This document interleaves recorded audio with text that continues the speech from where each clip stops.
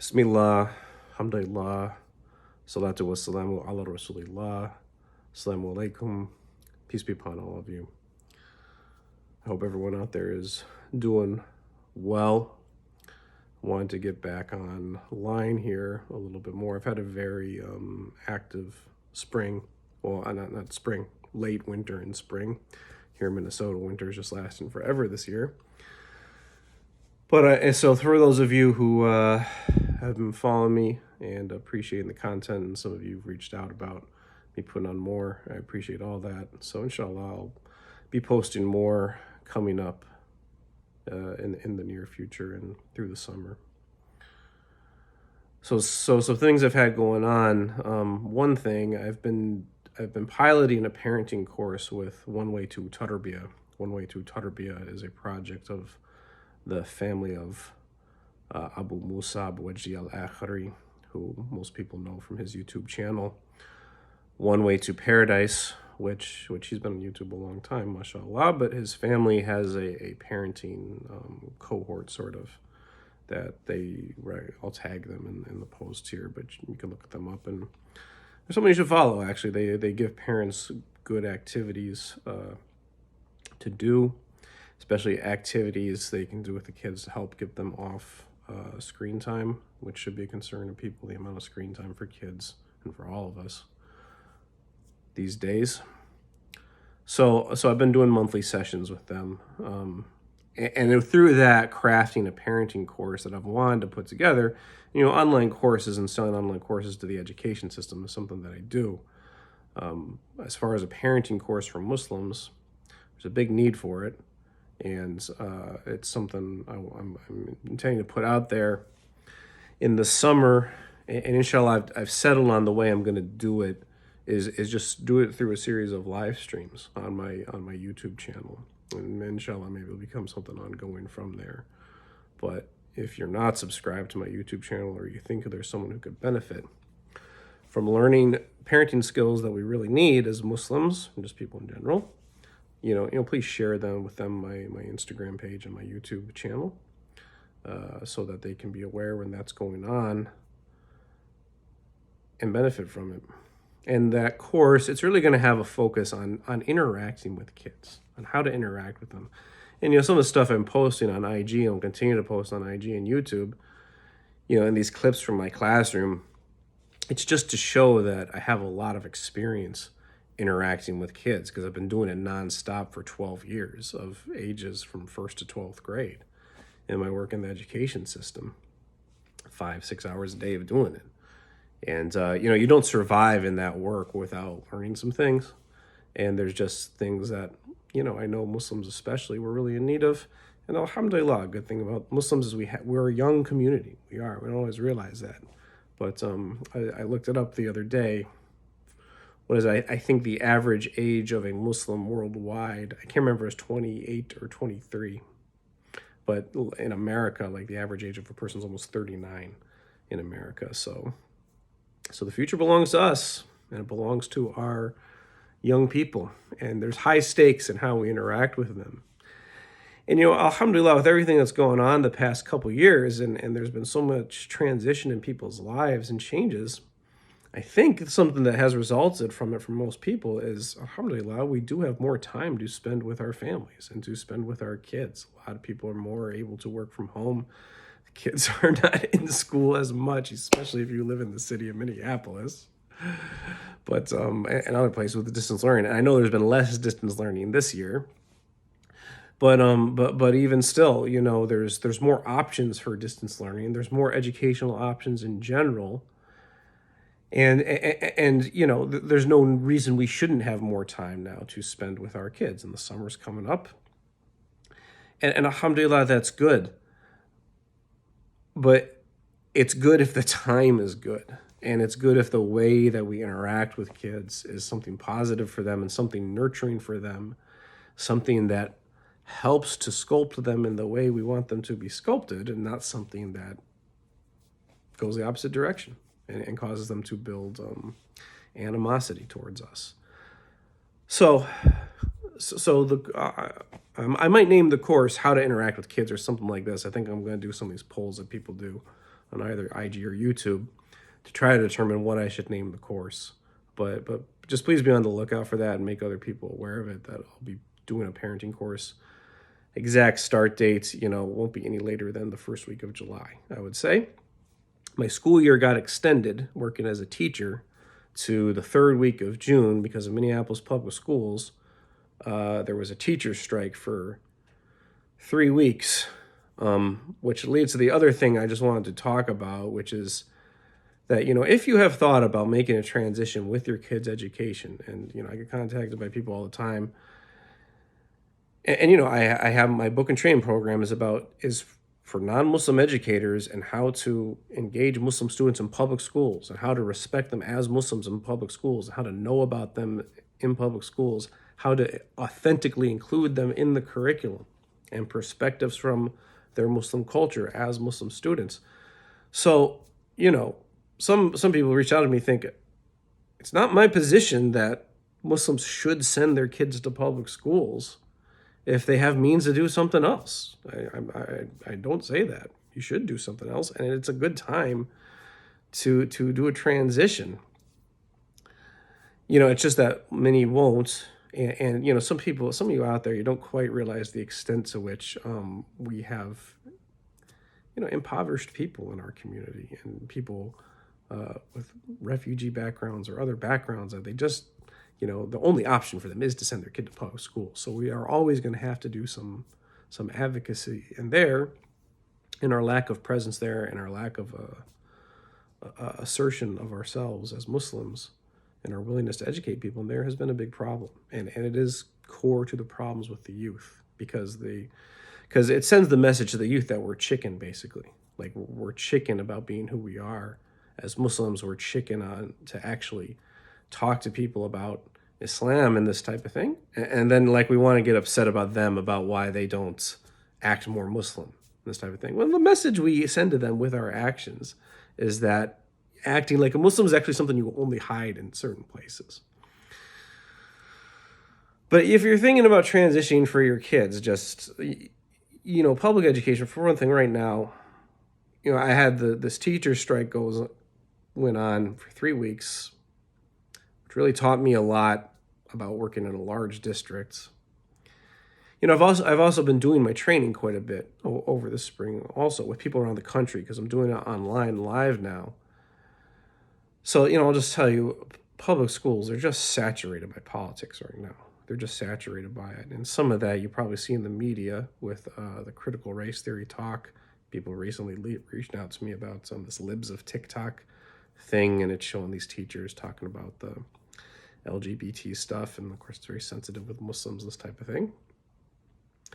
And that stuff is affecting people, but there's also stuff that, it's not as seen or that easily understood, that really are more pervasive. And it amounts to a whole lot of kids not learning anything. Kids not learning anything, and teachers not knowing how to teach them, and feeling anxious about teaching them anything when it comes down to it, because of politicization of learning itself in schools. And then there's all the problems of these districts where there was a good amount of distance learning done last year, and the kids transitioning back into school after receiving the message from adults for a year before that school and their education didn't really matter. So now they're going to test the boundaries of that to the nth degree, coming back into it. And actually, the teacher strike in Minneapolis, I think a large part of it had more to do with that, or I think that, a frustrated sentiment amongst the teacher union members of how hard it was transitioning back. I think that sentiment was taken advantage of by male actors, inshallah, both within the union and the district. And there are people within these public school systems who don't have good intentions with what they're trying to do. They have political agendas with what they're trying to do. They're rare. They're not most people in the system at all. They are rare. But with people like that, something that is going on right now, similar to what is going on generally in other realms of the world, there's something about the upheaval of the past 2 years that has given people the sentiment that if they have a political agenda or something, now's the time for them to make their move, sort of, or this type of thing. So there's just all kinds of craziness. And again, that's not most people, but the way it affects most people is it just makes teaching anything very difficult and very anxious. And the kids are bringing so many issues and testing behaviors into these classrooms that the teachers are paralyzed with what to do. And then, I have other videos talking about and in my book, talking about the failures of pre-service teacher education.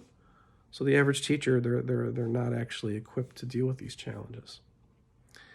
And talking to people across the country, what I'm hearing, certainly know in the schools around where I work, here in the Twin Cities, what's resulting from that, the big coping mechanism that is being used, that is the kids, even in school, they are just on screens nonstop. So it becomes, instead of actually getting the kids to listen or do something productive, teachers just resort to giving them assignments in an online platform that runs them through, something or whatever. And the kids probably don't really do it, or they, do it very sloppy, and then they spend the whole time on an alternate tab that they open playing games or doing something else, and the teacher just turns a blind eye. If not, teachers just, it used, maybe like before COVID, it was, if you had a class of 20 kids, there's 3, 4, or 5 who every day it's like, put the phone away, put the phone away, put the phone away, or whatever, this type of thing. But now it's like 15 of them, and some teachers just teaching, not even giving mind to their kids being on the phone, just letting them scroll TikTok the whole time, and just not caring, and just treating the job like going through the motions and this type of thing. For those of you out there who are mostly young men who want to say to me, well, why do you let the kids have the cell phone? And you have this impression that the way school works is that the teacher says something and then the kids do it. You might have gone through a school experience yourself, but you didn't really understand what was going on, if that's how you think school works. And if you do send your kid to school, you should be actively working right now with your kids' teachers and administrators about how to have them not have those phones in school, and you shouldn't be sending them to school with a phone. And, parents, and this is part of the issue, because parents, they have all kinds of excuses about why they need their kid to come to school with a phone. What really comes down to, honestly, is we're just used to this instant communication, and parents, they want to be able to instantly communicate with the kid. Obviously there's like fear of safety and that type of thing. And, there's probably legitimate concerns to that fear. But, if you don't really have that type of community backing, trying to implement something like that, it's not going to work for the school to actually have the kids off the phones. So, that's just the least of things, and with all this trouble going on in the schools too, the schools themselves are heavily incentivized to hide how bad things really are, and to pressure the teachers to make sure every kid passes, or this type of thing, or do what it takes to make sure every kid passes, which will then result in fudging kids' grades to try to make sure that, no one's the wiser to how bad things are going. Like that's happening a lot. It's called grade inflation. There's a term for that within education. So, all that is to say, just, for Muslims out there, if you've thought about trying homeschooling, you've thought about trying an Islamic school or something like this, it's not a bad idea to give it a try. It's probably the right time to give it a try. And yes, there's issues with those other things, but, it's just a good time to do something where you can have more control over your kid's education. And even if you send your kid to public school regularly, you still have to take control over their education. You still have a responsibility to see to their education, especially living in American society. So, there's lots of people, a lot of you know about me or came to my YouTube channel through Sajid Lippum. And, he launched a project in Florida. They're trying to get a building for an Islamic school. And I've talked to him about that. He reached out to me about the project, and if I'd be involved with the school in the future and this type of thing. And I'll just say it's a good time to support something like that. It is. And if they can get the funds for that school and own the building, that's a really big thing, because something that disadvantages private schools and charter schools a lot is they're renting the buildings they're from. Whereas district schools, because they're part of the government, and charter schools are public schools too, but district schools are more directly branched from the government.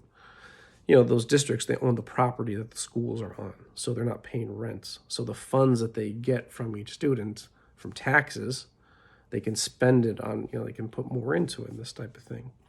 So if they can secure a good building, and have it paid for, that gives them a very good leg up, and I just think it's interesting the way he's doing that, crowdsourcing like that, because that will make it so, inshallah, that could make it so control over the school is not so tightly concentrated into a few hands who are funding it, because that's the thing with private schools. And I'm not necessarily talking about Islamic schools, and actually, from my own educational background, I kind of know more about non-Muslim private schools and this type of thing. I'm not necessarily talking about Islamic private schools. But, people don't quite realize private schools are rarely funded on the tuition charged to the families alone. That is rarely the circumstance. There's usually major donors, or some business that the school is attached to that funds the school, and that's where most of their funding comes to.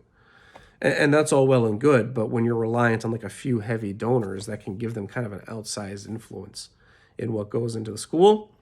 And if those people aren't educators, like they might not always make the best decisions with that. So just the crowdsourcing funding of the school, it's a unique thing. And inshallah, because Sajid is public per YouTube and this type of thing, there'd be a level of public accountability with the school with that as well. So if any of you saw that, I encourage you to donate to that. And again, it's just the right time to try to be making these transitions. At the same time, we will always have kids in public schools. If Ramadan has gone by and you have a kid in public school, or you went to public school yourself, and you have not, in this time of year, done anything to reach out to those schools to help them know more about Islam and know more about Muslims, why? Why didn't you do that? Why would you just let your kid go to school during this time and not use it as an opportunity to engage, proactively engage your kid's school or the school you went to as a kid to educate them more about Islam, about being Muslim, and our religious needs in the society as Muslims, which are great. And we need help. We need help from the people who control the environments we live in. That's a reality. And you can refer them to abrahameducation.com. You can refer them to the book, Engaging Muslim Students in Public Schools. You can maybe buy it for them as a gift or something like this. Simple act. Very simple act. Just send them an email. Nothing's going to hurt. So, jazakumullahu khairan. Those of you who stayed to the end of this video, look for more content to come. And again, put it on your notes somewhere. Parenting course, no later than July. I'll be starting a live stream parenting course on my YouTube channel about interacting with kids. Please notify others about it as well, because inshallah you'll find it will go over we'll teach some skills that we need as Muslims to nurture our youth the way we want to in the modern day environment.